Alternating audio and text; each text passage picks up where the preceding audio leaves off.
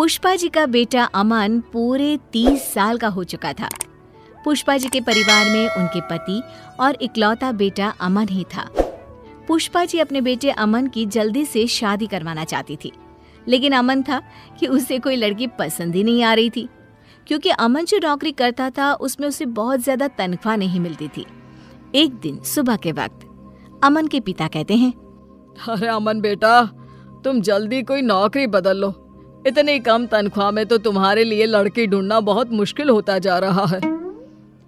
पापा, आप तो जानते हैं ना मैं कितनी कोशिश कर रहा हूँ, लेकिन इस वक्त तो लोगों को नई नौकरी मिलना तो दूर, पुरानी नौकरी बचाना भी मुश्किल पड़ रहा है। हाँ, वैसे बात तो तेरी ठीक है बेटा, लेकिन क्या करें, तेरी उम्र 30 साल की हो गई है और अगर जल्दी तेरी शादी हुई नहीं तो क्या होगा आगे चलकर। अरे मम्मी पापा, मैं बार बार शादी की बात सुनकर बहुत थक गया हूँ, और ये सुबह ऑफिस जाते वक्त ये सब बातें नहीं हो तो बेहतर है। लेकिन मैं भी क्या करूँ बेटा, अब मैं भी बूढ़ी हो चुकी हूँ। जल्दी से घर में बहू आ जाए, घर के काम काज में मेरा थोड़ा हाथ बंटवा दे तो मुझे भी कुछ सहारा मिले ना। मैं समझता हूँ, लेकिन मैं क्या कर सकता हूँ। कभी आपको लड़की पसंद नहीं आती और कभी मुझे। अच्छा चलो, कोई बात नहीं अमन बेटा, अभी तुम आराम से ऑफिस जाओ। मेरे दूर के एक दोस्त हैं, उनका फ़ोन आया था, उनकी रिश्तेदारी में कोई लड़की है, कल हमें उसे देखने जाना है। फिर से लड़की देखने जाना है पापा? मैं परेशान हो चुका हूँ ये बार बार नई नई लड़कियां देख देख कर। अरे अब ये तो करना ही पड़ेगा ना, तुम्हें इसमें भी कोई परेशानी है? नहीं माँ, कोई परेशानी नहीं है।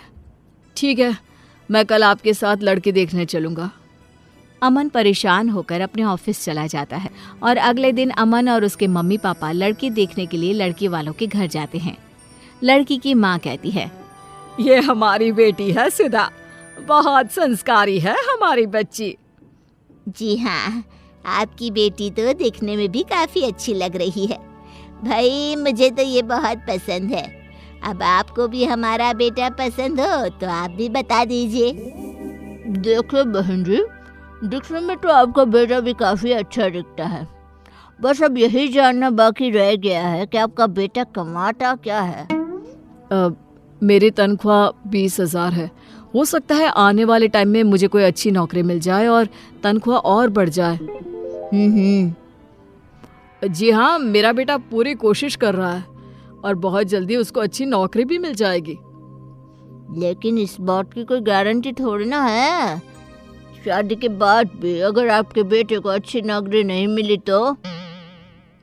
हाँ जी, आप बिल्कुल ठीक कह रहे हैं, और वैसे भी 20,000 में आजकल होता ही क्या है। माफ कीजिएगा भाई साहब, हमें ये रिश्ता मंजूर नहीं। देखा माँ, मैंने आपसे पहले ही कहा था, जहाँ आपको लड़की पसंद आ जाती है वहाँ पर मेरी कम तनख्वाह के चलते कोई शादी करने को तैयार नहीं होता। ये सारी बातें हम घर चलकर भी तो कर सकते हैं। अमन, गुस्सा करने का कोई फायदा नहीं। अमन अपने परिवार के साथ वापस घर लौट आता है। कुछ दिनों के बाद पुष्पा जी एक नया रिश्ता लेकर अमन के पास जाती हैं। अमन बेटा, देखो मेरी सहेली की बेटी है, इसका रिश्ता आया है तुम्हारे लिए। ये लोग कल ही हमारे घर आ रहे हैं। ओहो, फिर से लड़की देखनी पड़ेगी क्या?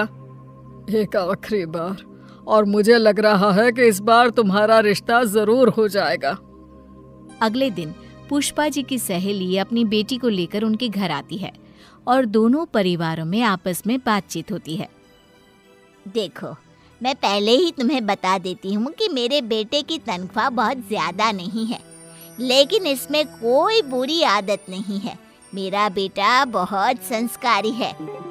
अरे बहन जी, क्या फर्क पड़ता है अगर आपका बेटा 20,000 रुपए कमाता है। लड़का भाई अच्छा होना चाहिए, पैसों का क्या है, वो तो बाद में भी कमा लेगा।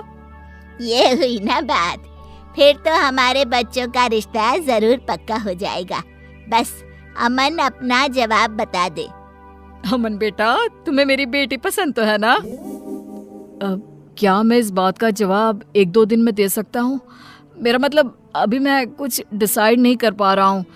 इतनी जल्दी कुछ भी कहना मेरे लिए मुश्किल है। पुष्पा जी की सहेली अपनी बेटी के साथ अपने घर वापस लौट जाती है। उनके जाने के बाद अमन नाराज होते हुए अपनी माँ से कहता है, क्या माँ, आपने देखा वो लड़की दिखने में बिल्कुल खूबसूरत नहीं है, मुझे नहीं करनी उससे शादी। तुम्हारी बात तो ठीक है बेटा, लेकिन अब हमारे सामने कोई चारा भी नहीं है। उस लड़की को तुम्हारी कम तनख्वाह से कोई फर्क नहीं पड़ता। मेरे हिसाब से तो ये बहुत अच्छा रिश्ता है। लेकिन अमन पुष्पा जी की सहेली की बेटी के साथ शादी करने को तैयार ही नहीं होता। फिर से वही बात हो गई। कभी लड़की सुंदर नहीं मिलती, और अगर लड़की सुंदर मिलती है तो तुम्हारी तनख्वाह की वजह से रिश्ता नहीं हो पाता। अमन अपने मम्मी पापा की बातों से परेशान होकर घर से बाहर निकल जाता है। रात बहुत हो चुकी थी। अमन बहुत परेशान था। वो एक पार्क में जाकर बैठ जाता है। तभी पार्क में पीछे झाड़ियों से किसी के रोने की आवाज उसे सुनाई देती है। कौन है? कौन वहां रो रहा है? मैं हूँ, इन पेड़ों के पीछे। अरे लेकिन तुम कौन और पेड़ों के पीछे क्या कर रही हो? तुम तो दिखने में किसी परी की तरह लग रही हो।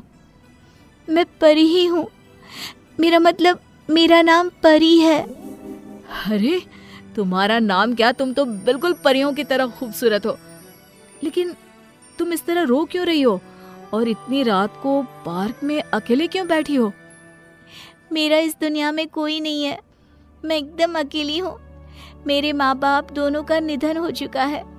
कुछ गलत लोगों ने मेरा पीछा करने की कोशिश की तो मैं यहाँ आकर छुप गई। अरे लेकिन तुम यहाँ कब तक छुपी रहोगी? तुम यहाँ पर सेफ नहीं हो। तो क्या करूँ, कहाँ जाऊँ, मेरे खुद समझ में नहीं आ रहा। अरे रो मत, एक काम करो, तुम मेरे साथ मेरे घर चलो, वहां पर तुम सुरक्षित रहोगी। अमन उस लड़की को लेकर अपने घर आ जाता है। उस लड़की की खूबसूरती देखकर पुष्पा जी हैरान हो गई थी। वो लड़की 4-5 दिन अमन के घर पर ही रहती है।